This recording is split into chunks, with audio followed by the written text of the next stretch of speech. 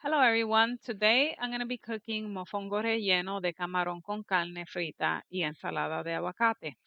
In English, it's called mashed plantains with stuffed shrimp, fried pork, and avocado salad. To start off with the basic Spanish products, adobo Goya, acaparados Goya. Acaparados are the olives with the red pimientos in them. We got garlic powder, tomato sauce, ground cumins, salt, sofrito, one tomato, one onion, chicharron. The chicharron that I chose is the bacon slab. Gives the mofongo more taste instead of more fat. Chopped garlic, ground pepper, green pepper, cilantro. I like to use Filippo Berto extra virgin olive oil to mix in a separate bowl with my garlic. The mixture is called a mojito. It's used later on to add to the plantains as I mash them into the wooden mortar. Here's what my mortar and pestle look like. It's small in size and only 4 pieces of fried plantains fit in it. This will make for a medium-sized mofongo. It's small enough. You don't want the mofongo to be so big that it consumes the rest of the dish.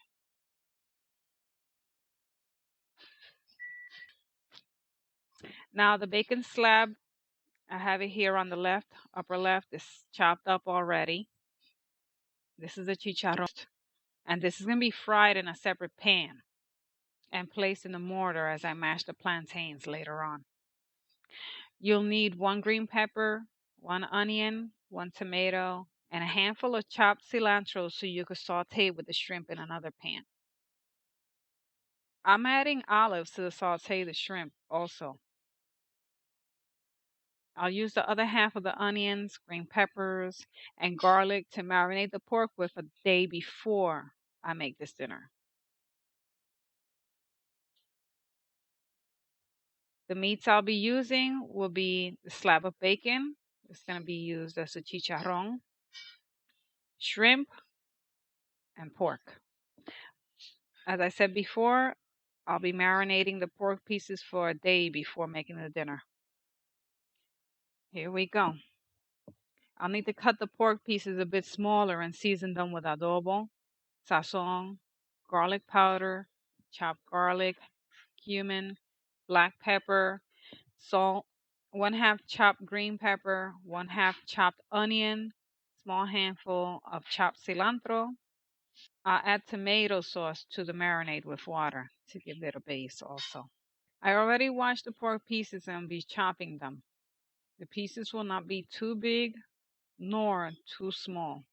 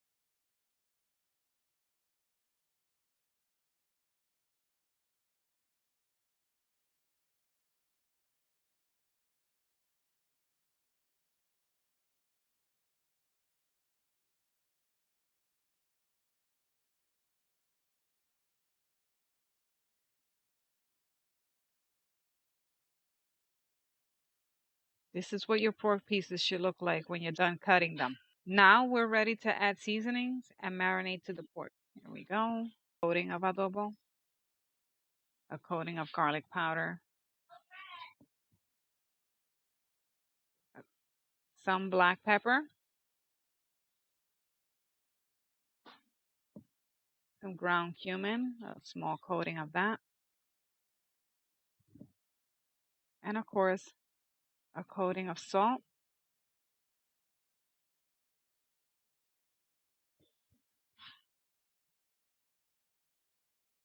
The chopped garlic, I'm going to use 3 spoons and just a little bit more.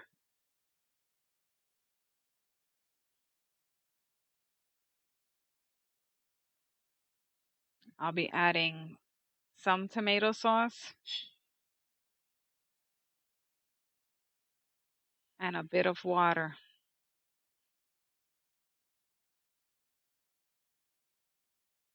Just to give it that base. And this is what it's going to look like. Marinated pork should look just like this the next day. It smells great. So it's time to fry it. And for this, I'm going to need my tomato sauce to add to the meat as I fry it. Add about 3 tablespoons of oil to the pan and let it get hot enough. Then start putting the meat onto the pan. Pour about 1/4 cup of water and tomato sauce to each individual piece. There you go. I'm adding my sauce right now. Bringing the flame up. Don't put the flames up too high, but enough for the meat to fry really well. And add some water as you go along. Be careful not to make a soup out of the meat with the water. Move the pieces around, letting the sauce thicken with the water and marinate.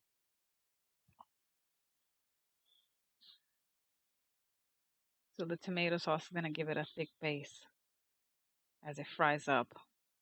The water is going to evaporate into the meat and all the flavors should be able to lock in there. This is done on high flame. And then you'll see that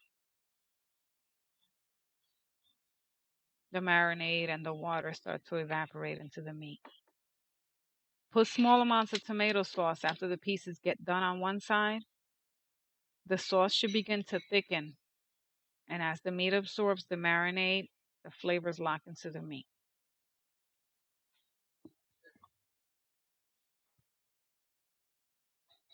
Continue to move it around and fry it.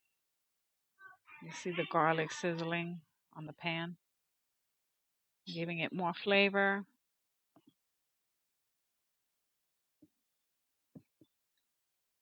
And flip the pieces around every 10 minutes.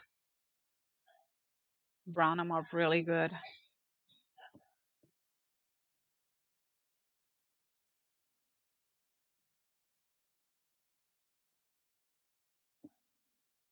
Here we go. It's time to take them out. They look really nice and brown. Very tender, not crunchy.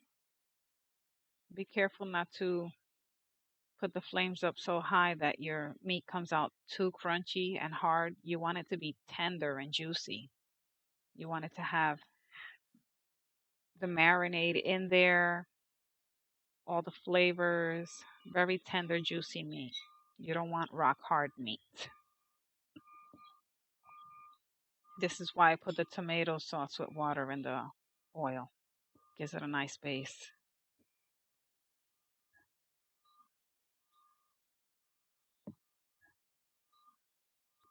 And here's what it looks like. You cut into it and it's not rough. It's chewy, tender, perfect. See all the garlic, seasonings. You can see all of that in there. Now for the bacon slab. I'm going to make the chicharron with this. So I cut 3 slices to start with. Chop them up into little pieces. Once I remove the thick skin off the top, I'm going to chop these pieces in half. I'm going to use the pieces of bacon and some of the fat to add to my mashed plantains as I mash them in the mortar. Now I'm frying up the bacon slab to a nice brown. You don't want them too crunchy. You don't want hard pieces of chicharron inside your mashed plantains. You want it to be chewy. And here we go. I got a Tupperware bowl ready with some napkins in it to dry off the oil. Let it sit in there. And here's what they look like after they've been cut into pieces. Now I'm going to go on to the green plantain. First, I'm going to add salt. I got a Tupperware there with it's halfway filled with water. So I'm going to salt the water, lightly salt it. That's the taste you should get from the water, lightly salted. This is done because you want it to be that you sit them in water for 10 minutes before frying them. This prevents the plantains from getting dark while they're sitting there. If you sit them out on the countertop without putting them in water, they'll start getting dark. And you want them lightly salted also, so when you make the mofongo, they have taste to them. So I'll start off by cutting the corners and making a happy face. And here we go. I'm going to cut into the creases of the plantain, being careful not to cut the plantain. So here's another crease. I'll cut into that also, being careful not to cut the plantain. And I'm going to use the knife to open it up, being careful not to cut the plantain itself.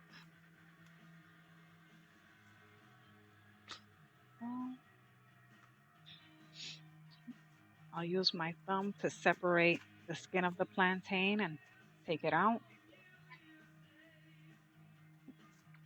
And it gets a little rough, so sometimes if you want to use a knife to separate the plantain from the skin, you could do that too.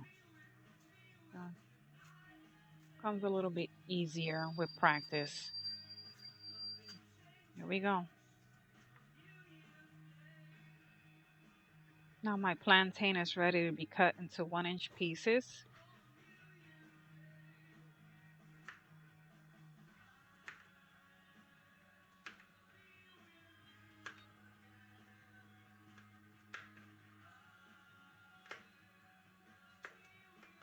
Making sure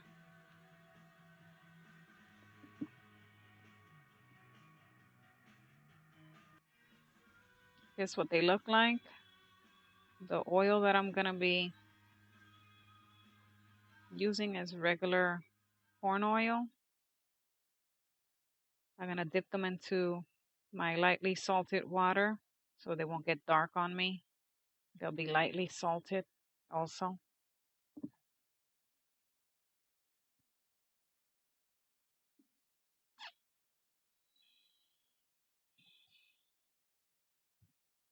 I have another Tupperware bowl with napkins in it.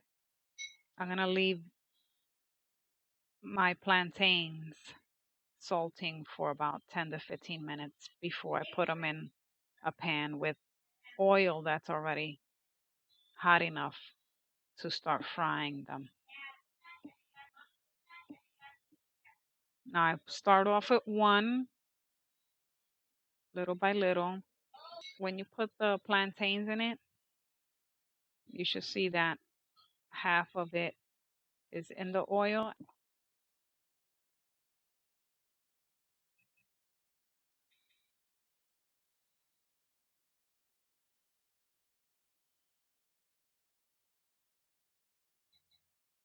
When you put the plantain in the pan with oil in it, it should immediately start to fry it, but not too high. You just want to lightly brown the plantains and cook them on the inside. You don't want them to come out hard. You want them to come out nice and chewy, because these are the ones you're going to use to mash into the mortar. So when you're ready to put them in the pan, you fry them on one side for 3 to 4 minutes. They should come out light gold.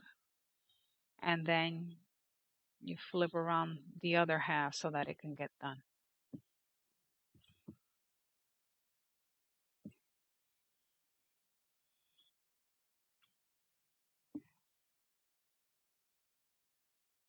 I got another Tupperware bowl ready for the plantains. Once they're ready, once I'm ready to take them out of the pan, I'll put them in that bowl so that all the oil could seep into that napkin.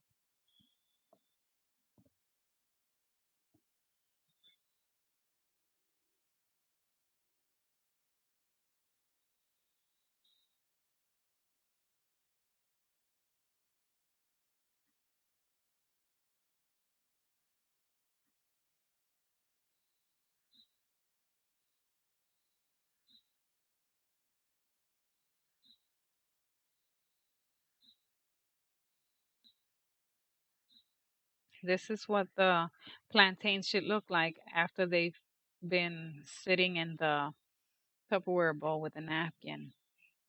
Give it about 10 minutes. They should be ready to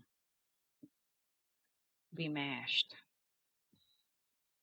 While they're waiting in the bowl, I'm going to start up my saute for the shrimp.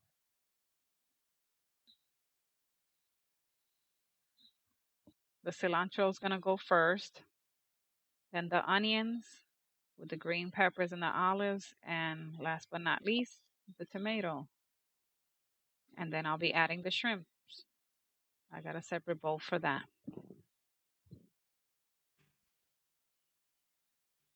Now that I've added everything into the pan, I bring my flame up to medium high and I start stirring it around a little, move them around.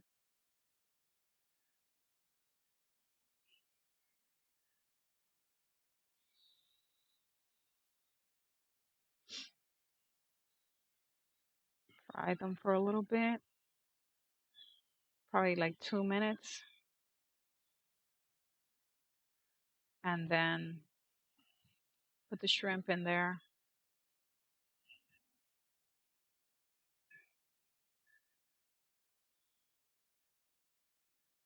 Get the garlic, give it a coating.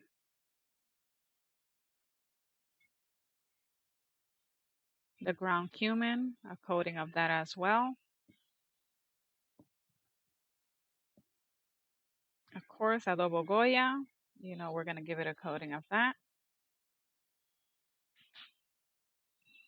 A coating of salt. Don't over season, remember.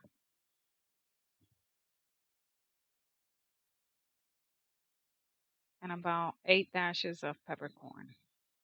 We need a base, so the tomato sauce, I bought Goya, that gives it a good base. And add water little by little.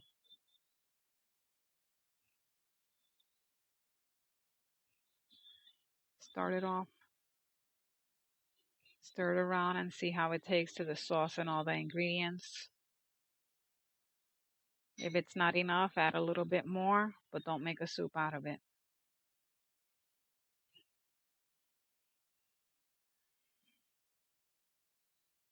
All those flavors are going to lock once you add a little bit more water. This is going to be on high heat right now.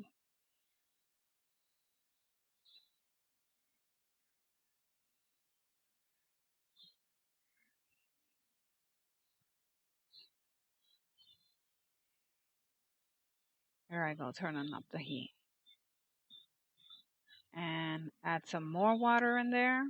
See, it's not a soup. It's enough to get the flavors into that liquid. Tomato sauce gave it a base. All the condiments are in there. And I want to make it boil for just a little bit, not too much. So I'm not going to turn the heat up too much. Here go all the condiments in there. You can see the cilantro. And the kitchen smells so good. Wow.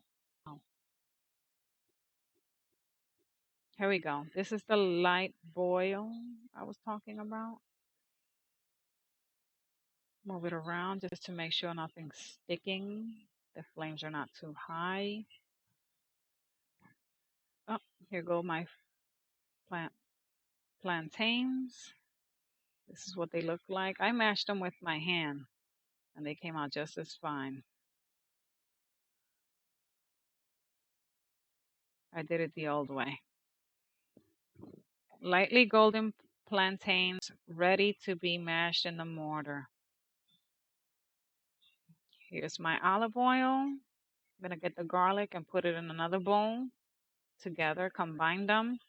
Here's how I mashed my plantain before I went and fried them. And this is after I fried them.